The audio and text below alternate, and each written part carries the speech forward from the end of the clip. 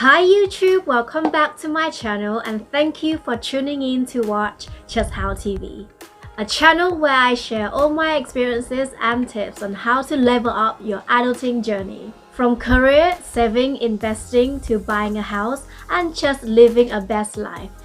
I got you covered. This video is a follow-up from a recent conversation I had with Abdul Hussain.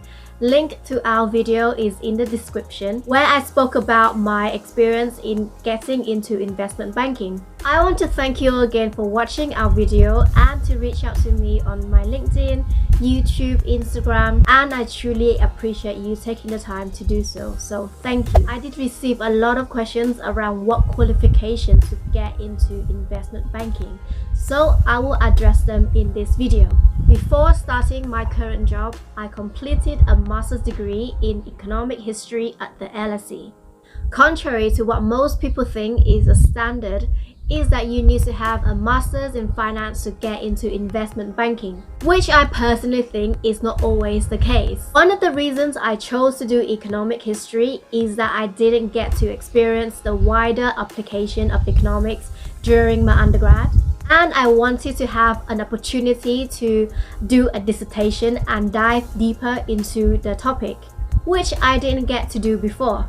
I did a dissertation on the production of opium in Burma during the 19th century. This sparked a lot of interesting conversation during my interviews with banks, and I do think it made me stand out from other candidates who did accounting and finance, for example. Another reason I chose economic history at the LSE is because of the cost. It was one of the most affordable courses from a very well-established university.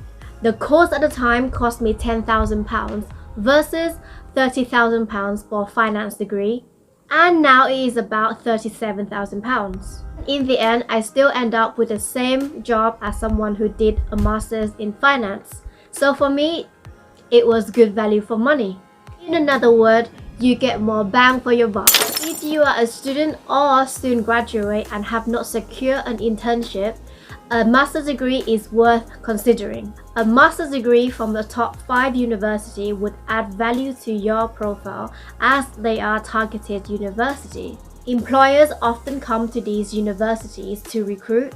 When I was at LSE, they had many events where big names like Goldman Sachs, Citi, JP Morgan, Bain Capital, etc. came to do workshops and networking, and it was a very valuable experience. That is also another feature to consider when picking a university is the potential alumni you can reach out to in the future. Alumni is one of the best ways to network and to get that insider tips that many students tend to forget. Why did I choose to do a CFA? For most part, I know some companies, especially asset managers, offer to pay and train you to get the qualification should this be your career motivation. In addition, some CFA holders do believe that having the qualification doesn't add a huge value to their profile. Yes, it looks impressive and it does show that they are committed to the industry. However, at the end of the day, what matters is the value you bring to the clients and to the firm, aka revenue. Some CFA holders have better track records than non-CFA holders, and vice versa. In summary, number 1, qualification is only a part of your CV.